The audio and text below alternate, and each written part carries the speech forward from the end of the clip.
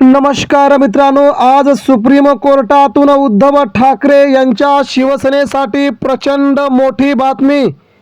मित्रांनो, कपिल सिब्बल यांनी अखेर शिंदे सेनेला दिला जोर का झटका। उद्धव ठाकरे अखेर मित्रांनो झाले पास। मुंबईत सामान्य शिवसैनिक आनंदित। सुप्रीम कोर्टामध्ये आज तब्बल 2 तासांच्या सुनावणीमध्ये शिंदे गटाला सगळ्यात मोठे धक्के तर पक्ष चिन्ह याबद्दल सगळ्यात मोठी कारवाई।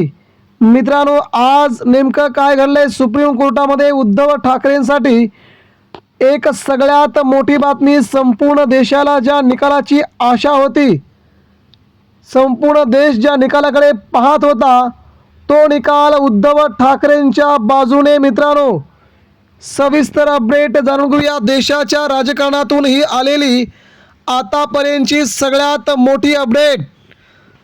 मित्रांनो, आज 2 वाजल्यापासून सुप्रीम कोर्टामध्ये शिवसेनेच्या बद्दलची सुनावणी पार पडत असतानाच या सुनावणीकडे अवघ्या देशाचं लक्ष लागलं होतं। कारण की देशातील सगळे राजकीय पक्ष या सुनावणीकडे पाहत होते।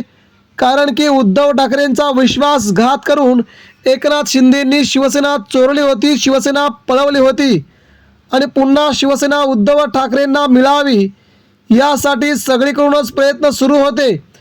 पण सगळ्यात मोठा अडथळा होता तो सुप्रीम कोर्टाचा। सुप्रीम कोर्टाकडून हा निकाल यायला हवा होता, तरच शिवसेना ठाकरेंना मिळणार होती। मित्रांनो, आणि आज जेव्हा प्रत्यक्ष सुनावणीला सुरुवात झाली तेव्हा मात्र मित्रांनो सगळ्यात मोठी घडामोड समोर येत असतानाच कपिल सिब्बल यांनी आपलं म्हणणं मांडलं आणि या म्हणण्याच्या समोर शिंदे सेनेच्या वकिलाला एक शब्दही बोलता आला नाही। विधिमंडळ पक्षात फूट पडते। मात्र विधिमंडळ पक्ष आणि शिवसेना प्रमुख पक्ष या दोघांमध्ये फरक आहे। विधिमंडळ पक्षाला पक्षचिन्ह दिलं जातं की राजकीय पक्षाला पक्षचिन्ह दिलं जातं, यावरती कपिल सिब्बलनी आपला जोरदार युक्तिवाद करत सुप्रीम कोर्टाला देखील आपल्या दिशेने वळवलं। आणि मित्रांनो, सामूहिक पद्धतीनं पक्षाला सोडणं हे मात्र कोणता नवीन पक्ष स्थापन करणार नाही। ती पक्षामध्ये मोठी फूट होती आणि फूट ही स्वतःच्या फायद्यासाठी केली गेली होती, ती एकनाथ शिंदेंनी केली गेली होती। या पक्षातली फुटेमुळे मित्रांनो कपिल सिब्बल यांनी सुप्रीम कोर्टासमोर मांडले की जेव्हा एकनाथ शिंदेंनी उद्धव ठाकरेंना मुख्यमंत्री पदावरून खाली खेचलं तेव्हा सरकार पाडण्याची ही किमया शिंदे मुख्यमंत्री झाल्यानंतर देशावरती गंभीर परिणाम झाले। एक स्टँडिंग मुख्यमंत्री पदावरून खाली येतो आणि दुसरा व्यक्ती देशाच्या पदावरती जातो, राज्याच्या पदावरती जातो, का तर आमदार त्याच्या बाजूने। मित्रांनो, विधिमंडळ पक्ष आणि प्रमुख राजकीय पक्ष यामध्ये काय फरक आहे का?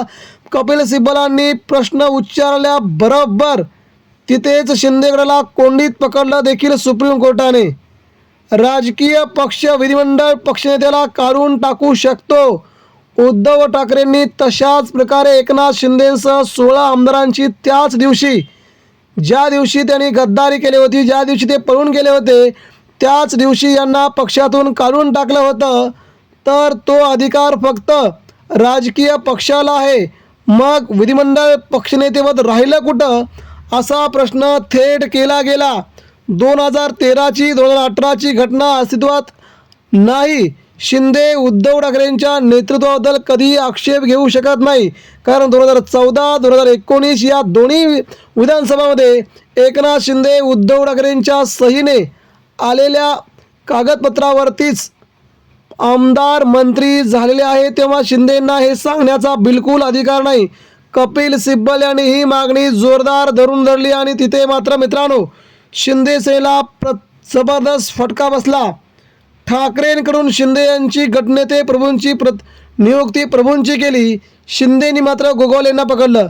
पण तुमच्याकडे जर राजकीय पक्षच नाही तर तुम्ही एखादा गटनेता कसा ठरू शकता असा सवाल विचारला आहे।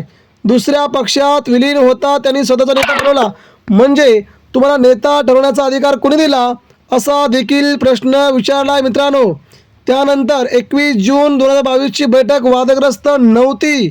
21 आमदारांचा प्रस्ताव न्यायालयात वाचून दाखवत कपिल सिब्बलांनी शिंदे सेनेला मात्र जबर धक्का दिला. आणि मित्रांनो, या सगळ्याच घडामोडींच्या पाठीमागे आज तब्बल 2 तास कपिल सिब्बल यांनी शिंदे सेनेला कोंडीत पकडत हा निकाल उद्धव ठाकरेंच्या बाजूने 100% फिरणार असा जोरदार युक्तिवाद करत देशाच्या राजकारणात मोठी खळबळ उडून दिल्याने शिवसेना पक्षचिन्ह आणि आमदार अपात्र व्हावेत ही मागणी लावून धरत सुप्रीम कोर्टामध्ये विजयोत्सव मित्रांनो सुरू केला आहे.